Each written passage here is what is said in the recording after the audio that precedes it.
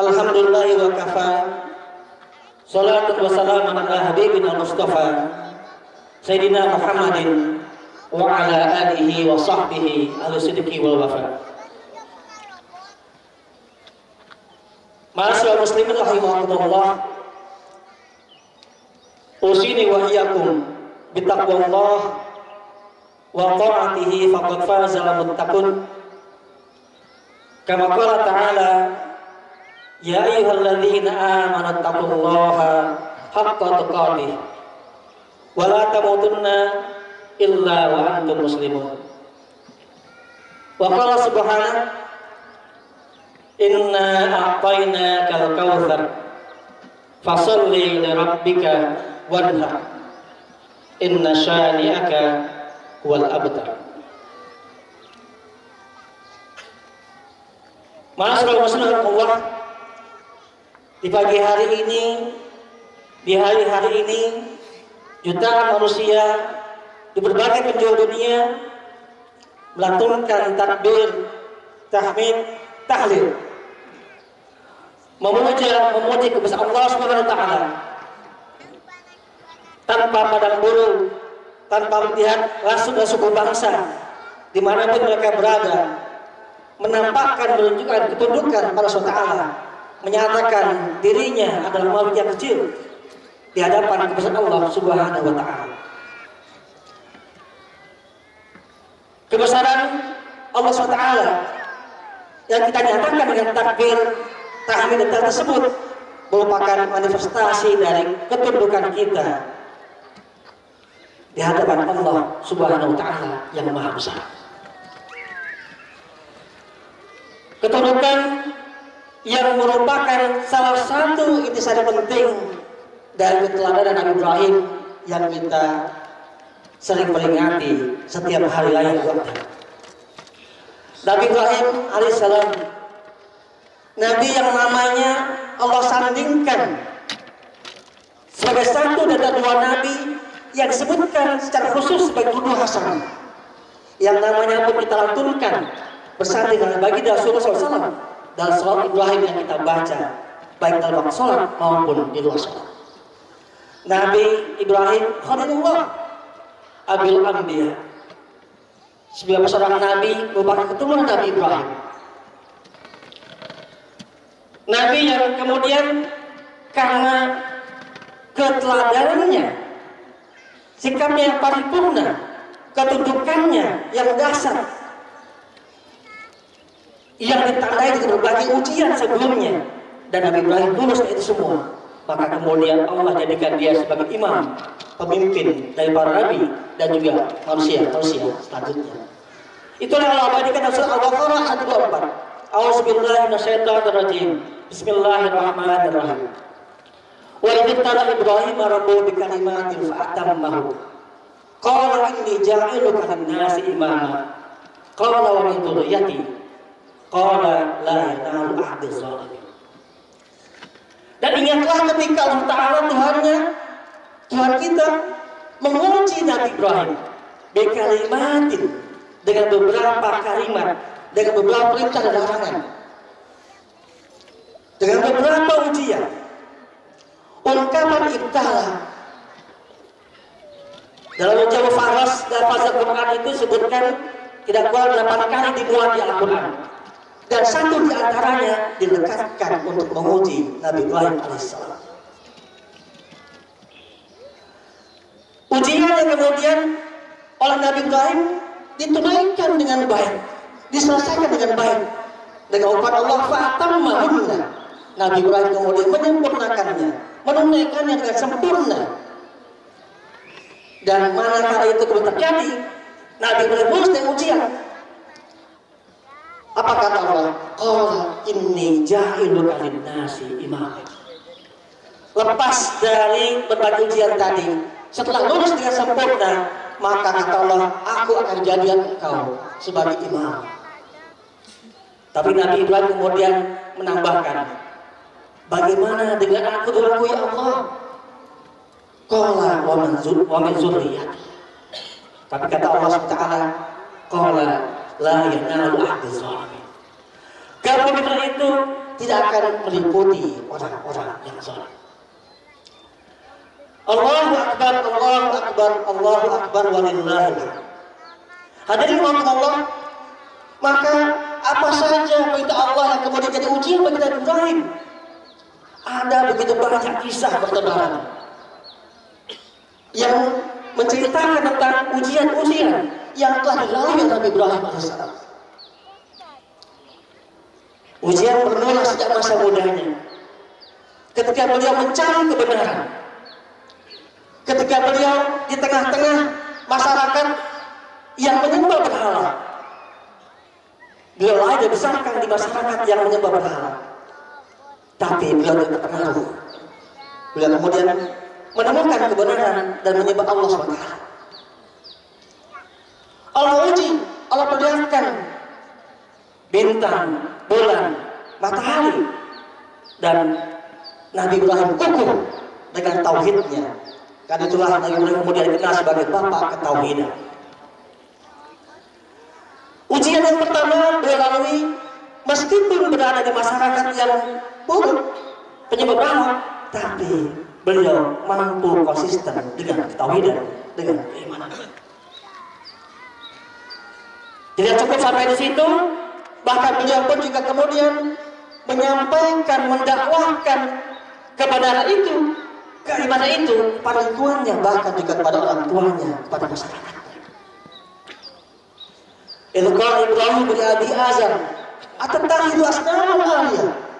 Berkata Ibrahim kepada ayahnya Azar, "Wahai ayahku, atattakhidhu asnaman aliyah? Apakah pantas wahai ayah engkau menyembah berhala?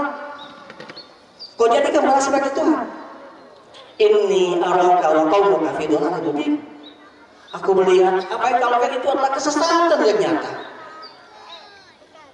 Beliau tidak cukup hanya beriman, tapi juga kemudian bertindak, menyampaikan, mendakwahkan keimanannya, keyakinannya di hadapan masyarakat yang ada di sekitar. Sebegitu rupa bahkan kemudian diuji lebih berat lagi. Sebagian masyarakat menentang, bahkan Raja Namrud penguasa waktu itu juga menentang. Sampai akhirnya Nabi Ibrahim kemudian mengajukan berhala dan beliau ditangkap dan dihukum untuk dibakar. Ketika beliau akan dibakar, di puncak kesabarannya, konsistensinya dalam menyampaikan dan mempertahankan kebenaran itu, maka disitulah Allah Ta'ala kemudian menyelamatkan Nabi Ibrahim. Ya naru kuni bardan wa salaman ala Ibrahim. Di puncak ketaatannya, di puncak ketauhidannya, di puncak kesabarannya mempertahankan keimanan itulah, maka Allah berikan nikmatnya, loloskan dari azab, dari siksaan yang dibuat oleh Raja Namrud. Dengan ungkapan Allah Ta'ala, Allah perintahkan api untuk ya nar kuni bardan wa salaman ala Ibrahim. Hadirin Allah, ujian yang kedua yang lebih berat lagi adalah ujian yang kita rasakan pada hari ini, yang digambarkan dalam surah As-Saffat, wa innahu labala'un mubin. Ayatnya panjang, ayat 100 sampai 109. Kenapa ini adalah bala'un mubin? Ujian yang begitu nyata, begitu berat. Karena menyangkut pada kecintaannya kepada keluarganya, istrinya dan anaknya. Karena menyangkut pada sesuatu yang fitrah dimiliki oleh setiap manusia. Betapa tidak? Mari kita bayangkan Nabi Ibrahim yang baru Allah karuniai anak pada usia sepuh, pada usia tua, 86 tahun. Setelah dia lama meminta dan memohon pada Allah, beliau memohon pada Allah, Rabbi habli minas sholihin, meminta pada Allah agar dianugerahi generasi penerus, dianugerahi, dikaruniai anaknya yang soleh. Tapi baru panjang Allah menjawabnya, fabasyarnahu bighulamin halim. Maka kemudian kami kita gembira pada Ibrahim dengan anak-anak yang soleh dan lembut. Justru ketika beliau sedang cinta-cintanya kepada anaknya yang begitu lama dinantikan, tiba-tiba datang ujian yang berat. Falamma balagha as-sa'yu qala ya bunayya inni ara fil manam anni adbau. Lalu perintahkan untuk menyembelih anaknya yang dicintainya, yang ditunggu-tunggu, yang diharap-harapkan kedatangannya. Ayah mana yang akan tega? Keluarga mana yang akan tega? Mari bayangkan bagaimana perasaan kita sebagai ayah, sebagai orang tua, sebagai ibu. Apa yang akan kita lakukan? Kalau itu ada posisi kita. Tapi mimpi para nabi adalah wahyu. Maka kemudian beliau mengkondisikan istrinya, menyampaikan kepada putranya, ya bunayya, inni ara fil manami anni adbau. Wahai anakku, ya bunayya, anakku, aku melihat dalam mimpi bahwa aku menyembelihmu. Sang anak yang paham betul ayatnya seorang nabi, yang mimpinya pada sebuah wahyu. Maka Nabi Ismail kemudian menjawab, qala ya abati fa'al ma tu'mar satajuruni insyaallahu minas sabirin. Bayangkan pula perasaan anak itu, bayangkan perasaan Nabi Ismail, bayangkan perasaan kalau itu anak kita yang mencoba diungkapkan seperti itu. Wahai ayahku, ya abati if'al ma tu'mar satajuruni insyaallahu minas sabirin. Lakukan saja wahai ayah, karena itu perintah Allah. Insya Allah akan dapat aku sebagai bagian dari orang-orang yang mampu bersabar. Maka prosesnya tidak mulus, digoda, diganggu oleh setan, iblis lana tua. Tapi di puncak kesabaran Ibrahim dalam ketaatannya, di puncak kesabaran Ismail dalam jalankan perintah itu, di puncak kesabaran Siti Hajar orang tuanya, di puncak kesabaran keluarga ini dalam jalan perintah Allah Taala. Di puncak itu semua maka kemudian Allah Taala menggantikan wa fadainahu bidzibhin azim. Maka kami tebus, kami gantikan dengan sembelihan yang besar. Lagi-lagi Nabi Ibrahim lulus dari ujian yang berat tersebut. Allahu Akbar, Allahu Akbar, Allahu Akbar walillahil hamd. Hadirin rahimakumullah.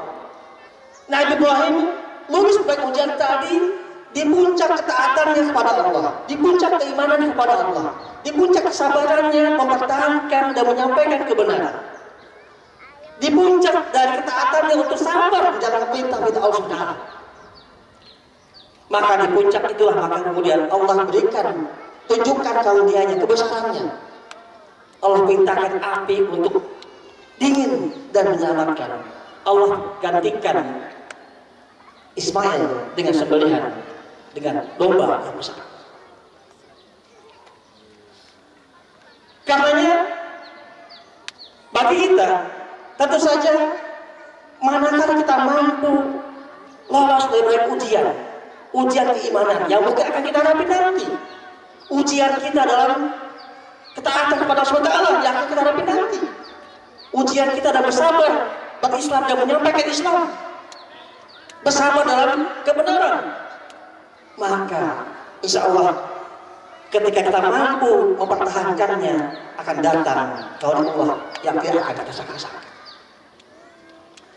Hadirin rahimakumullah, katanya nilai-nilai tersebutlah yang perlu kita tuai dari peringatan Idul Adha yang kita peringati pada hari ini. Mari kita menjadi keluarga-keluarga yang menteladani Nabi Ibrahim, para ayah yang meneladani Nabi Ibrahim, para ibu yang meneladani Siti Hajar, dan para anak muda yang meneladani Nabi Ismail.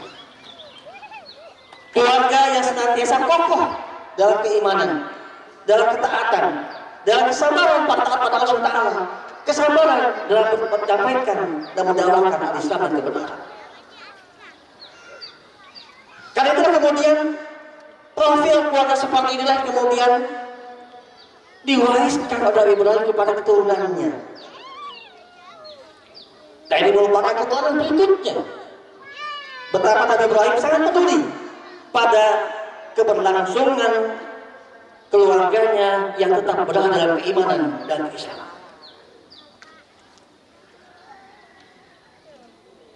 Betapa tidak, karena kemudian Nabi Ibrahim mewasiatkan kepada putra-putrinya, pada anak-anaknya. Begitupun juga diterwariskan juga kepada Nabi Ishak, Nabi Yakub. Wa wassa biha Ibrahim bani wa Yakub. Ya bunayya inna mustafa lakubuddin fala tamutunna illa wa antum muslimun. Ingatlah ketika Nabi Ibrahim dan Nabi Yakub berwasiat kepada anak-anaknya. Apa wasiat mereka? Nabi Ibrahim membiasakan, mentradisikan untuk memastikan generasi berikutnya, anak cucunya berada dalam keimanan. Dan tradisi itu diteruskan oleh anaknya Nabi Ishak, diteruskan pula oleh cucunya Nabi Yakub.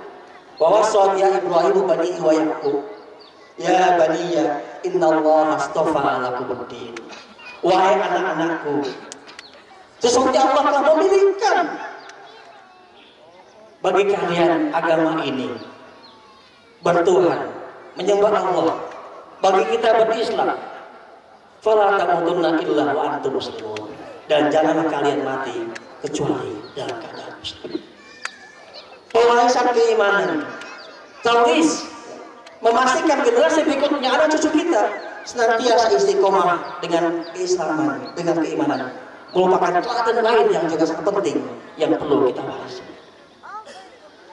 Karenanya, hadirin Allah, mari kita pastikan generasi-generasi belakang kita, anak-anak cucu kita adalah generasi-generasi yang juga mewarisi keteladanan Nabi Ibrahim dan Nabi Ismail. Sehingga kita menjadi keluarga yang betul-betul secara paripurna mampu menjadi keluarga-keluarga yang baik, keluarga yang soleh, keluarga-keluarga yang kemudian membentuk negeri bangsa kita yang baldatun thayyibatun wa rabbul ghafur. Ja'alna wa iyyakum ma'al faizin wa adkhalna fi jannatin na'im. Wa barakallahu lakum fi kulli azim wa nafa'ana bima fihi ayatu hakim. Aqulu qawli hadza wa astaghfirullah lakum wa qul bighfir wa anta arhamur rahimin.